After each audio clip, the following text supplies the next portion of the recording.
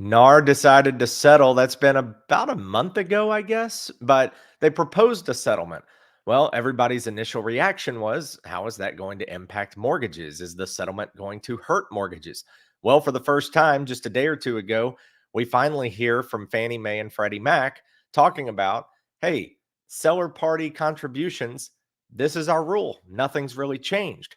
But could changes still be coming in the future? None of this is really settled in the terms of no changes have been implemented, no official rules have come down. People are more just confirming what we already know and what we've been working on for the last umpteen years. So, Zach Jones and I are going to talk about that and break it down a little bit. Morning, sir. Welcome in. How are you? I'm good. I'm good. It feels like we're in this constant state of hurry up and wait about Yeah. these issues. And I said it, this really shows my age, and I don't even know if you, as a younger man than I, would remember this, but it feels like the old Dr. Doolittle movie where he had the two-headed llama called the Push Me Pull You. It just kind of feels like you don't know whether you're coming or going in all of Well, these announcements and settlements and news. And one of the things that happens in all of this is that something comes out and everybody feels like, well, this is an answer, and you just kind of scratch that off of the surface, and it's really not an answer. It's just like a little bit more information. yeah. I know I grew up with the Eddie Murphy Dr. Doolittle, so if Okay, that's the one yeah, you're talking about, yeah. but I don't think that's the one you're talking about. Yeah, this was the old Disney version or You're talking something. about I can't remember. The Yeah, OG in the Doolittle. 60s, I think. Yeah, well, we've had a lot of conflicting news this year. I think mortgage rates, if it doesn't equal the NAR settlement, it's right there with it. And what mortgage Unbelievable. rates have not done that were supposed to be done. And here we are sitting halfway through April, and unfortunately, they're ticking the wrong way as Yeah. of late. So we'll see what happens. That's a different topic for a different day. Also, before we get started, happy day or two late birthday. So Oh, thank you very much. Thank hope you you had very a much. good one. I know seemed like a lot of people remembered you, or at least reached Yeah, out to you, did the old Facebook poke, it right? was it was a good day. I'm glad to see him coming. I'm glad to see him pass. Yeah, right. All right, let's get into this. So, the National Association of Realtors, that's NAR. For most people know that, but just in case you don't, NAR, National Association of Realtors. So recently they decided, hey, we're just going to try to settle this whole thing, make it go away, $418 million. But a lot of agents are pretty frustrated because it kind of sets the precedent, right? And Right. you're in a way admitting guilt here, but they're more looking at it of, I don't want our fate left in the hands of a judge somewhere where the penalty could be more and more severe. People have to remember with lawsuits, it's not always about right or wrong. It's more about, am I leaving my fate up to someone else? And Right. then what are the potential consequences if that person, whoever's going to rule on it, rules against me? And what's my buyout in a certain way? But are they going to hurt mortgages because they have muddied the waters a little bit with this whole seller paying real estate commission? It was always a foregone conclusion that was never charged to the buyer. Now, Zach, it's potentially charged to a buyer. And all of a sudden, people are asking the question, well, does that count towards any closing costs that a seller is allowed to pay for me in the transaction? Right. And it's effectively the range of answers to that runs from 100% over on this side to 0% to nothing really changes to everything is completely upside down and we have to reinvent the entire industry, which is one of the largest industries in the United States of America and certainly one of the most profitable. Yeah, we have to, let's step back slightly real quick. Sellers are allowed to pay for purchasers' closing costs up to certain limits, depending on what kind of loan you get. So that's why the question comes up. In conventional loans, if it's a primary purchase, then sellers are allowed to pay for 3, 6, or 9% of the Right. closing costs, depending on the down payment amount. On an investment property, it's 2% no matter what. On an FHA loan, it's 6%. On a VA loan, there's technically no limit. It's 4% plus customary closing costs to the market. But customary is subjective, so that's why there's technically no limit. Those are the reasons that this comes into play. Because if Fannie Mae came out and said, "Hey, this now counts as a seller contribution," and the buyer, or the buyer agent rather, is getting zero from the seller, and the seller says, "I'm not paying any commission," and then the buyer says, "Well, write it into the contract. I need it because I don't have the extra 3%." That 3%, if it counted towards the closing costs, then the buyer would have to come out of pocket the entire amount of closing costs because the 3% went to the buyer's agent. And Right. that was the Commission, fear that everybody was worried about. the split between seller paying the real estate commission for the Yeah. buyer and the seller paying the closing costs and prepaids for the buyer. There's Yeah. just not enough money in a 3% allowance for 3% to go to the agent and 3% in closing costs, because you're running Yeah. up to 6%. And that's a lot to absorb in a real estate contract, because It is. you got to appraise for the price of the property. I also, again, we've talked about this on previous shows. I still don't think this drives house values down, this whole settlement thing, because I think sellers are going to look at it and still try to maximize their dollar. I think they're still going to go for the home runs, Oh and yeah. not really Yeah. worry about, oh, well, it's 3% less, I'll lower my house 3%. No, they're going to try to sell the house for the same price, but without the 3% factored in, and keep it for Just make themselves. more money, right? Yeah, Yeah. just keep the Yeah. profit. All right. So next is, we touched on this, and this is more the reality. You said it best a minute ago before we started. The news is really a nothing burger, but it's something to talk about, I guess. And it's something that everybody was kind of wondering. But Fannie and Freddie basically just came out and they just said, nothing's changing. FHA too. They came out and they just said, nothing's changing. Business as usual. But the key word here is so far, or yet. Nothing Mhm. changing yet. So, again, something to talk about, I guess, right? But nothing major or earth shattering here. Well, I think that the optimistic kind of projection in there is everybody's waiting for something, and basically Fannie and Freddie and FHA came out and said, "Hey, if as long as it's usual and customary, the seller can pay the real estate agent commission fee for the buyer, and we're going to keep our what we call interested party contributions or seller concessions in place in that 3, 3, 6, 9%, 2%, 4%, 6% complicated table that we already operate under. We're going to keep that in place." And Yeah. so, at least for now. For now, that's the key word, for now. And that leads us to kind of our final bullet point, which is, could the DOJ potentially be a problem on all of this down the road? And they could.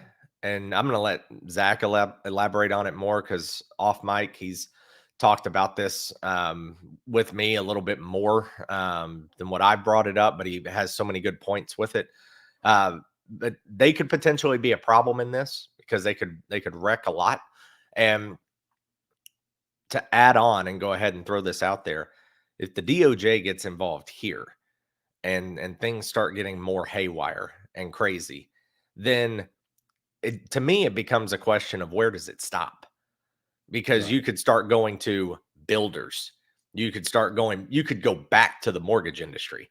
You could go to MSAs, desk rentals, marketing agreements, which is an MSA, Title title companies, companies, homeowners big. insurance. You Yeah. could start going to all these things. Remember, appraisers got lit up 15 Yep. years ago with the new Yep. HVCC rules. And so that's already taken place. Mortgage companies got ripped with the Dodd-Frank, act back 14, 15 years ago. Um, so again, if the DOJ gets involved, and I'll let you run with this one, that could really open a lot of doors as to how many rabbit holes and hallways are we going to go down if they start, sniffing around and pulling problems out.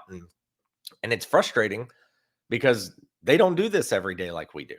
So you have people who just kind of step in and think they know what they're talking about and start making rules about things that they don't even see or are aware of day to day. Right, right. And basically, I think the situation is this. So 10 years ago, well, let me, I'm not even going to go back that historically. 2 weeks ago, everybody in the real estate industry thought that the NAR settlement, that National Association of Realtors, that the attorneys, those were the enemies, and everybody was focused on that. And you know, like any really good horror movie, you're focused on one thing, and then the boogeyman steps out of the shadows, and that's what you really should be afraid of, but you had no idea that you needed to be afraid of it, but there he is. And the boogeyman in this scenario is the Department of Justice. And you've got to kind of look at the DOJ in a little bit of a different light these days than maybe historically. And I made the comment to Chad a week ago, have you ever heard reference to the Department of Justice or the DOJ more in the news than you do right now at this point in history?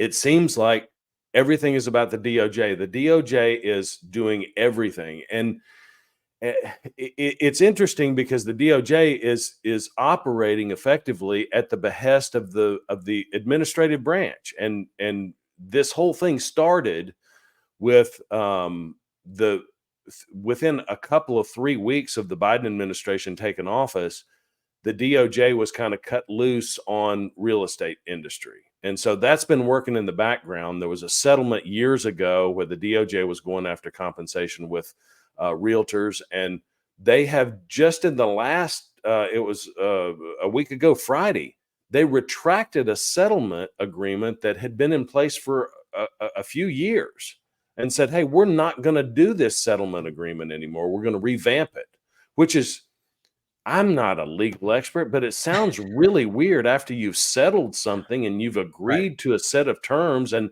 everybody's agreeing by the terms, that you go in and say, hey, we don't like the terms anymore. It Like, just what's the seems point of like the settlement? Right. Like, why right. It's a ever breach. settle?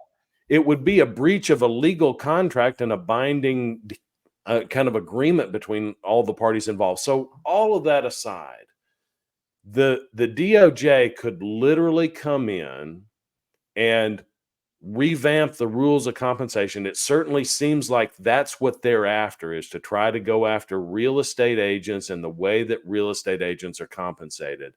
And so if that were to happen, anything that's instituted by the DOJ or mandated by the DOJ is going to override anything that Fannie or Freddie or FHA or VA decide what is allowable. Because even if it's allowable, if the DOJ comes in and mandates these rules, it kind of doesn't matter that they say you can't do it, or that real estate agents are going to be compensated this way, or this is the way we want it to be. Then it is going to be that way.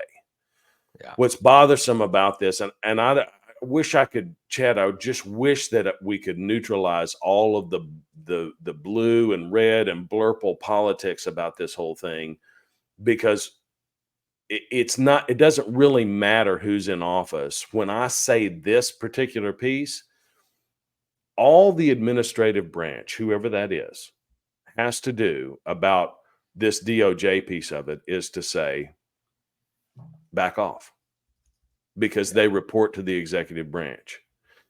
And that could end, and the NAR settlement could be decided, and the DOJ would be mandated to leave agent compensation alone, and we could march on. And the industry has to recreate itself to some degree because of the NAR settlement and the pending class action lawsuits, of which there are now dozens. But we wouldn't have this gross oversight by the government, and maybe I don't know, it's just this top down, hey, we're just gonna do it. That's the scariest thing about this, and that, I believe, is the boogeyman.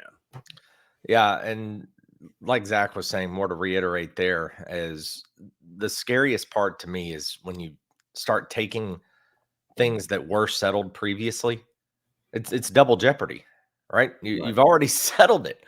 And so you just arbitrarily decide, hey, we're backtracking. We now want to, like, imagine if somebody sues you and then they slip and fall on your property and they sue you, and then instead of going to court, you settle and the insurance company settles, and then someday down the road, 3 years later, somebody else says, hey, you know what? We were just kidding. We need a little bit more money. Like, that's crazy to me. Yeah. It's crazy that that's even an option. And that's two different situations, but it's the same concept. Like, how do you agree on something, have a, like you said, legally binding document that states everybody agrees to it, you signed it, and now here we are backtracking on it. And the backtrack Yeah. also doesn't come in an individual space here. It comes in a sector of the United States economy that accounts for, what is it, 30% of the US economy, 25, 30%? It's the, I think, the biggest single sector. It is Just that. so, It's 100% yeah, that. unbelievable. But that's the crazy part to me, is that it's not that it's right anyway, but it's not like they went over here in the corner and took this 0.5% sliver out of this sector of the entire United States economic slate. It's a quarter of the US economy Yeah. is being kind of tossed up in the air going, yeah, we'll revisit this and let you know. Like, to me, that's what's crazy. Like you were talking about, just doesn't make a lot of sense. But here we are. So we'll see. The MLS rules and the settlement stuff is supposed to go into effect. I believe it's June or July. So It's midsummer. And since, again, nothing has been decided. So that's yeah, it's so crazy, so much at stake. And we're clamoring around a piece of news that's not news about Fannie and Freddie just saying, hey, nothing's changed. Everybody's, we're right. so hungry for something, some direction about this issue, because it's so important. It's crazy. And then the fact that it's going to land, the timing of all this is going to land midsummer, supposedly, which is going to be the busiest season of the entire year. Yeah. So all these rules, start going into effect when realtors and loan officers and insurance and title and all these people and appraisers and so forth are all involved in what's likely to be the most transactions in a single period of time during the calendar year. And then you're going to throw in potential rule changes on top of that. And maybe it'll be nothing. Maybe it'll be very small, but we just don't know. There's still a lot to be told with the story. All right, that's it for us. Make sure you hang out with us on the socials here: YouTube, Instagram, and Facebook. You can see him. I know we don't have it pulled up yet, and that's because we had our handy little banners there. But there you go. You can see him at Zach Jones Loans. I am at This Chat Is Real. Do us a favor: like, subscribe, download, hit the bell, follow, share, comment, shoot us a DM, whatever you got.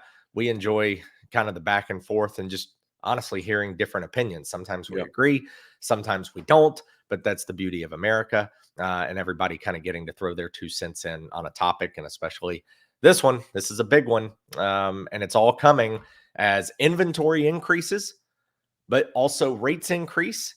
And so affordability becomes a problem. There's just a lot going on with housing, and there has been for the last 23, 24 months. So we'll see what the final 2/3 of 2024 have in store. All right. He's Zach Jones. I'm Chad Anderson. Thanks for joining us, and we'll see you next week on More Than Mortgage. Take care. See you next time.